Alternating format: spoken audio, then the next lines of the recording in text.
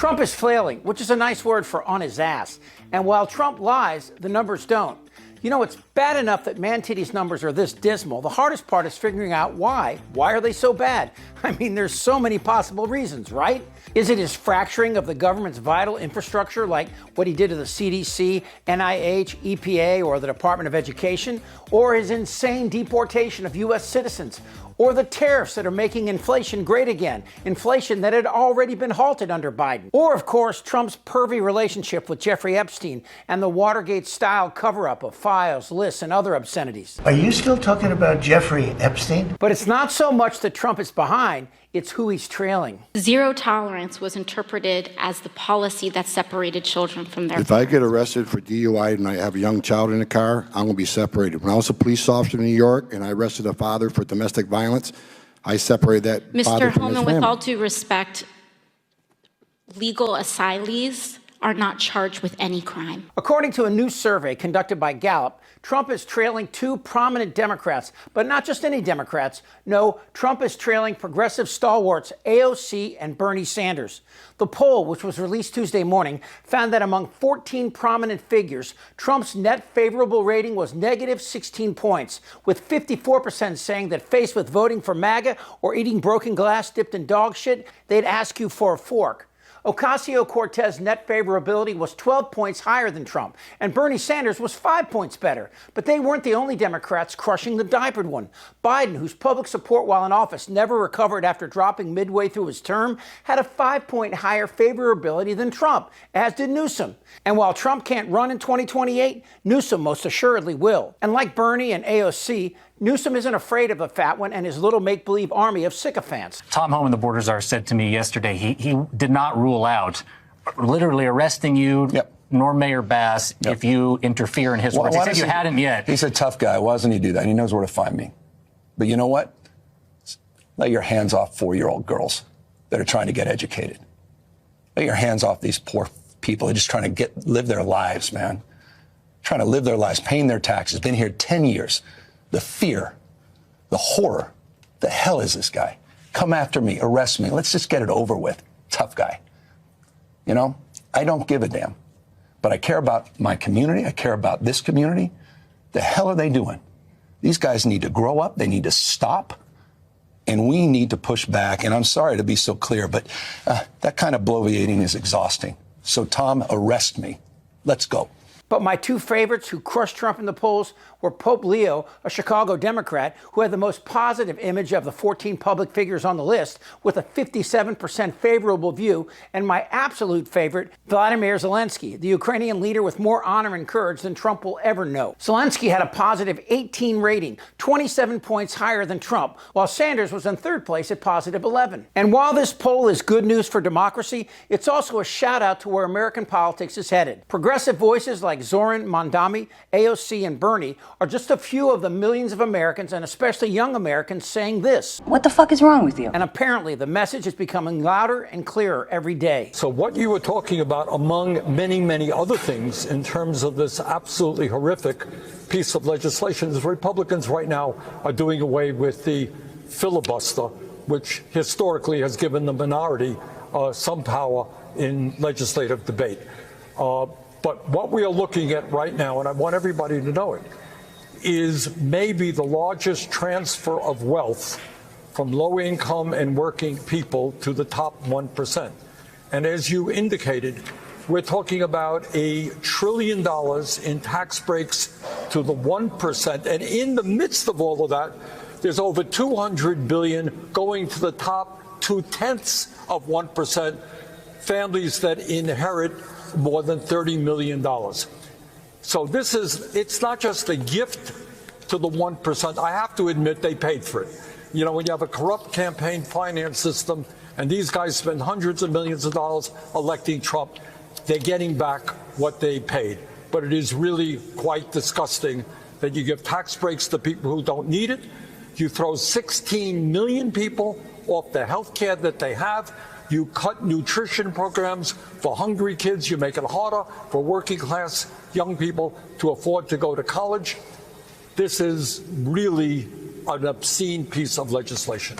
Now, of course, Trump loves to attack polls that don't favor him. But even Fox polls show him cratering. This is not a confessional. You're not going to come on and say, I was wrong about Trump.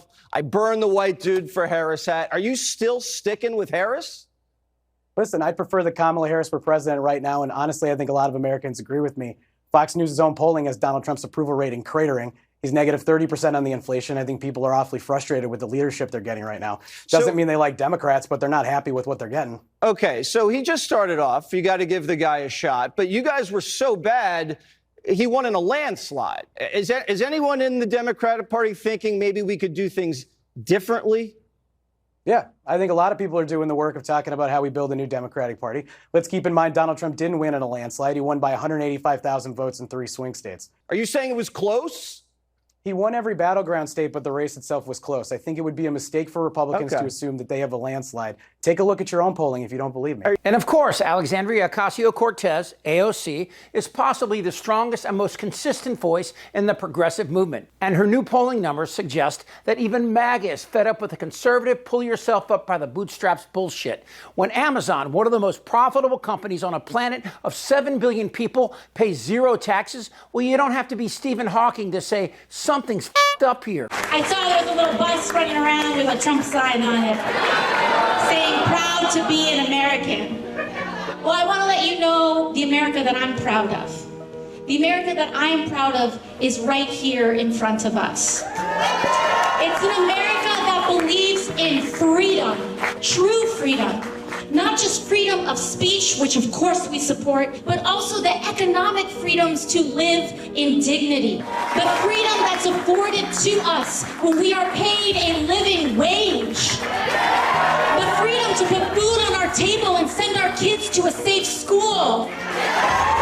And the freedom to organize and make sure that our voices are heard at the ballot box.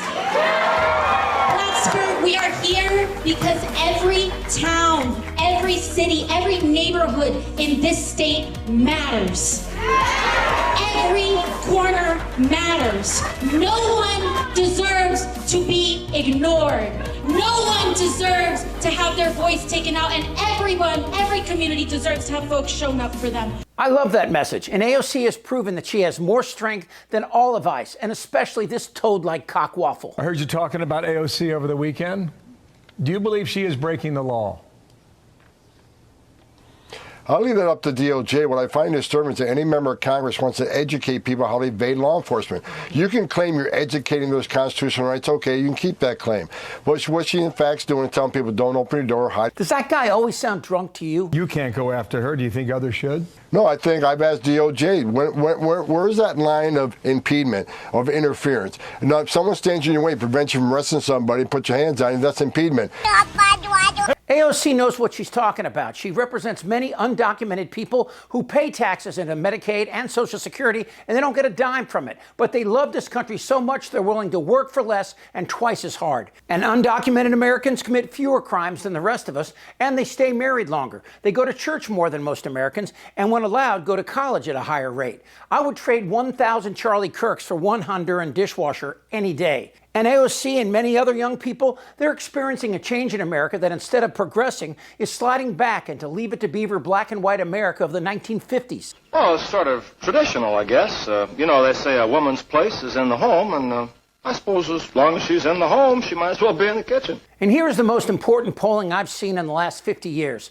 In the 2024 election, almost 100 million people who were eligible to vote chose instead to stay at home. And 87% of them said they would not have voted for Trump. So the message is loud and clear for Democrats. There's a hunger for voices of dissent and voices for justice in a country, as Bernie said, that is hiding the American dream behind the walls of a New York hedge fund, where billionaire and mega millionaires clink their glasses, while 25-year-olds drown in student debt, unable to get married, buy a home, or start a family. And these voices are hoarse and tired, but they're also young and pissed off. And while people like Carville and Chuck Schumer talk about knowing how to win, how did that work out in 2016 or last year? You know, when I played Little League as a kid, the coach used to say, swing hard in case you hit something. 23 of this 25. Oh, he rips this one to right. And that's how you play the game. Goddamn right. It's sitting on my desk. I'm sorry, ma'am. Trump admitted he knew Epstein for 15 15 years. Jeffrey Epstein? Do you have no shame? Are you not entertained? Jeffrey Epstein? They don't know what the they're doing. I could be a stupid person. I don't want to talk about this stuff. Am I wrong? Yes. Tick-tock. You're in a lot of trouble, Donnie. I think he's crazy. I'm Chip Franklin.